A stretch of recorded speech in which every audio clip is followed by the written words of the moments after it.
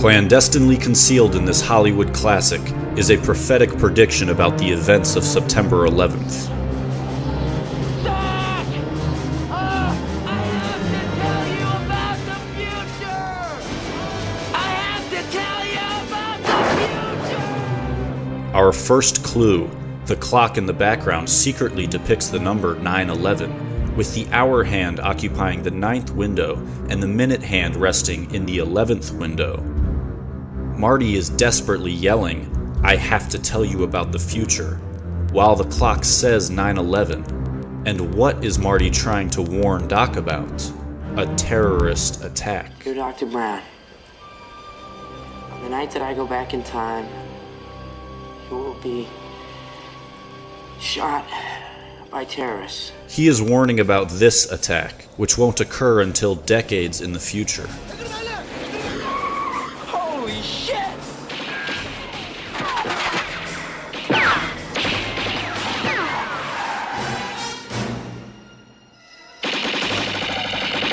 The terrorist ambush occurs here, in the parking lot of the Twin Pines Mall. Of the multitude of names that this scene could have had, why is it called the Twin Pines Mall? It will soon become clear that this scene is supposed to represent September the 11th. Twin is a reference to the Twin Towers. And when we look closely, we can see that the clock at this scene also says 9/11. Both of these clocks veil a code for September the 11th, the first appearing during the warning of the attack, and the second appearing during the attack itself. And to even hammer the point home, here at the Twin Pines Mall, we are shown two more clocks, and both of them also display the barely hidden value 9/11. You will be shot by terrorists. So all of these 9/11s are on clocks, because 9/11 is more than just a number. It's a time, a specific time in history, a date. It appears on clock after clock, while Marty frantically warns about an impending event in history. These clocks are denoting the date of that event, while terrorists are attacking. And what about these terrorists? Because terrorists can come in many forms, look any different way, be from any part of the world. But these terrorists happen to share the same ethnic roots as the alleged 9/11 hijackers, and stage their ambush at the Twin Pines Mall. We can be certain that Twin is made to represent the Twin Towers, because after the terrorist attack occurs, the word twin is removed. Prior to the terrorist attack, there are twin monuments. After the terrorist attack, there is only one monument. There are no more twin towers, twin monuments, twin pines. They're gone. And a single monument takes their place. The single monument now at Ground Zero is the One World Trade Building. The twins are gone, and the lone, or one, now stands. It is incontrovertible that this film is riddled with 9/11 symbolism. But symbolism aside, what if there was a literal depiction of the Twin Towers that showed them collapsing? This in fact does occur in the movie. We will see it at Marty McFly's future house. I don't believe it. I live in Hilldale. This is great. Way to go. Marty, stay here. Change clothes. If I need you, I'll holler. Oh, come on, Doc. I want to check out my house. Please.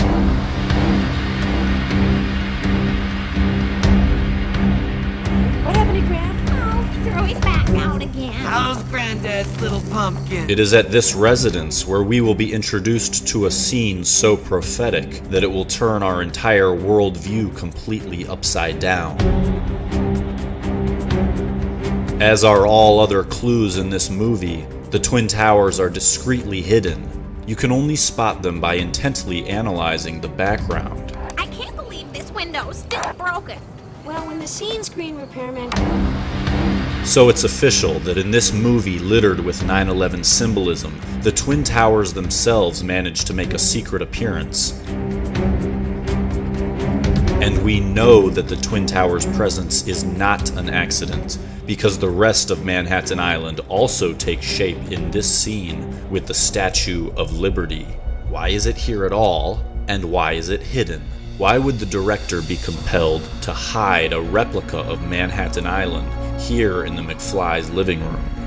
First, we should keep in mind that this movie surrounds a Middle Eastern terrorist attack with symbolic 9/11s, so the mere fact that the Twin Towers themselves also appear in this film is indescribably alarming. But it's not just their appearance that's alarming. If we alter our perspective by turning the scene upside down, we can illuminate what is being expressed. The towers are falling.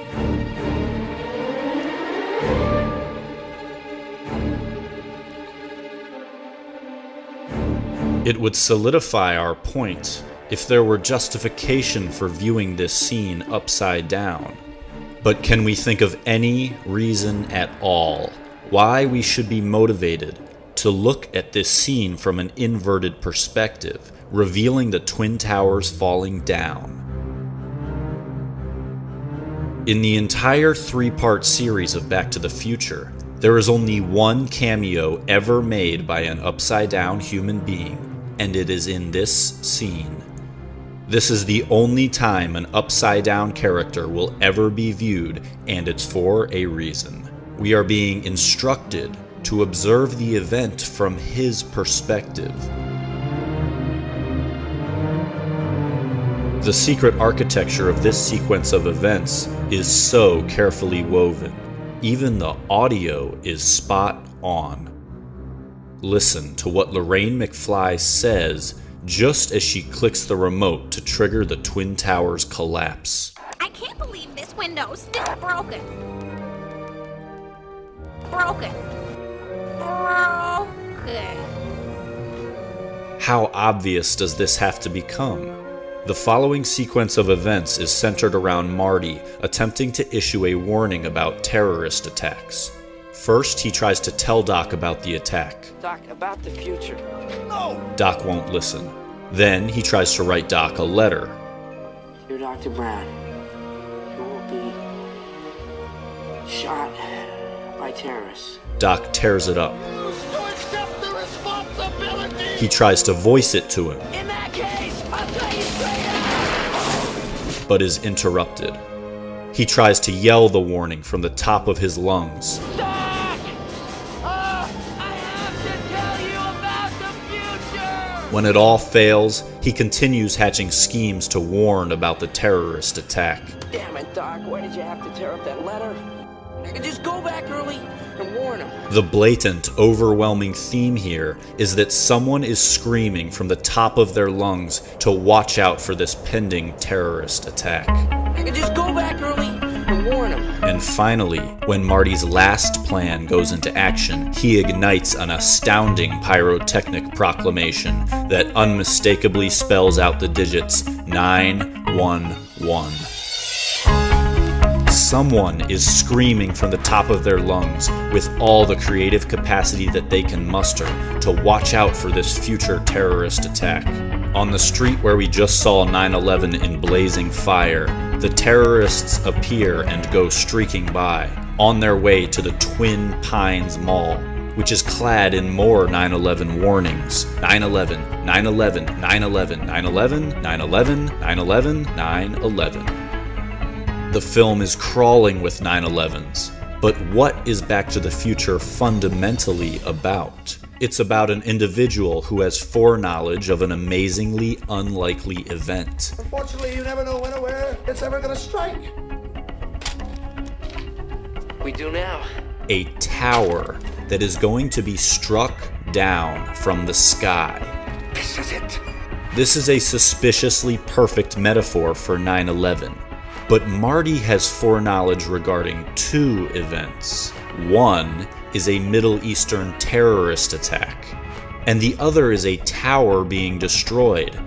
It doesn't take the greatest of artistic imaginations to superimpose his two warnings.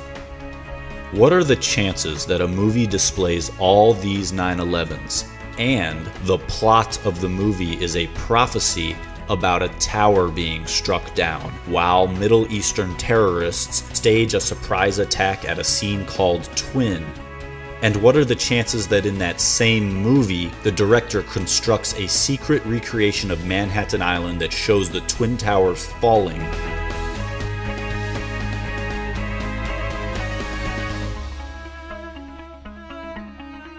But how does Marty know about this tower being destroyed?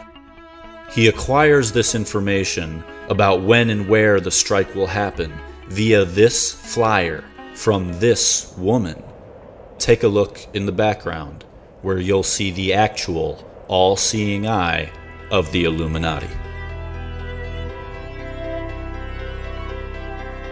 You never know when or where it's ever gonna strike.